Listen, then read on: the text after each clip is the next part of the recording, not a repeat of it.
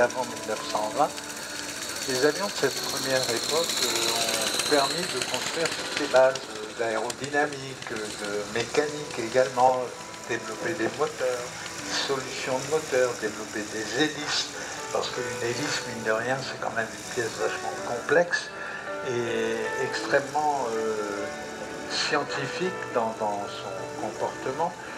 Il y a également tous les systèmes qu'on a pu intégrer aux avions et on est arrivé à quelque chose qui est une des machines peut-être les plus complètes et les plus complexes. Entièrement piloté par des femmes. Il y avait 3 femmes au cockpit.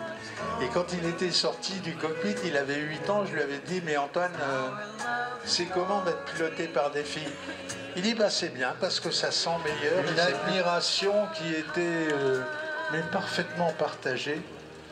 Et le fait d'avoir fait voler cet avion en souvenir d'Amelia Earhart, quelque part c'est un vrai bonheur parce que ça rétablit une forme de réalité.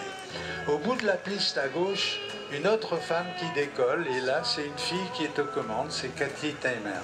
Dans la vie de tous les jours, Cathy est dentiste et elle vole depuis toujours et elle nous présente ce monument volant qui est un caudron G3. Et si elle nous présente le caudron G3, c'est pour nous rappeler, nous symboliser un des plus grands moments de un avion comme celui-là, un biplace qui venait de la Première Guerre mondiale, où il avait servi d'avion d'entraînement.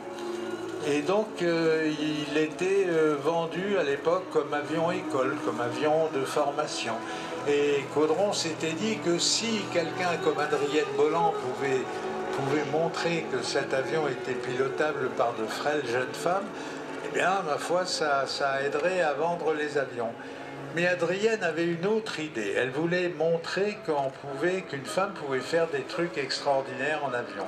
Et donc, elle avait tout simplement décidé d'être la première femme au monde, et même le premier aviateur au monde, le premier aviateur à traverser les Andes, la cordillère des Andes à bord d'un avion. La cordillère des Andes, c'est 6000 mètres d'altitude. C'est monstrueux. Normalement, il faudrait mettre l'oxygène depuis 3000 mètres. Eh bien, elle était...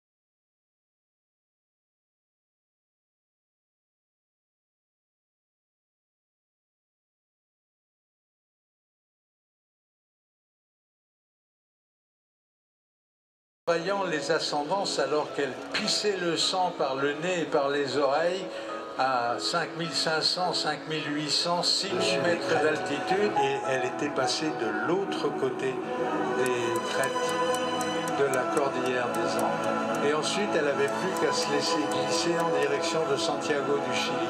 Elle s'était posée dans la campagne à quelques distances de Santiago, et quand ceux qui l'avaient reçu avaient compris que ce bout de bonne femme avait réellement traversé la cordillère des Andes dans cet avion, bon, il lui avait fait une fête pas possible, et on avait téléphoné à l'ambassadeur. On n'avait pas fêté le poisson d'avril à l'ambassadeur de France, au consul de France, pardon. Elle avait réellement traversé la cordillère des Andes à bord de cette étrange machine volante. Et donc Adrienne Bolland fait partie pour toujours des femmes qui ont écrit la grandeur de l'aviation. Et pour nous, aujourd'hui, c'était une des filles du meeting, parce qu'il y en a quelques-unes qui volent cet après-midi. Et donc c'est Cathy Teymer, qui est par ailleurs la compagne de notre directeur des vols, qui a piloté ce Caudron G3 avec une main absolument sûre et non seulement le talent que beaucoup de filles qui pilotent ont naturellement, mais en plus une certaine finesse, une certaine douceur, une certaine sensibilité qui fait que les femmes qui pilotent sont des sacrés aviateurs au sens le plus large du terme.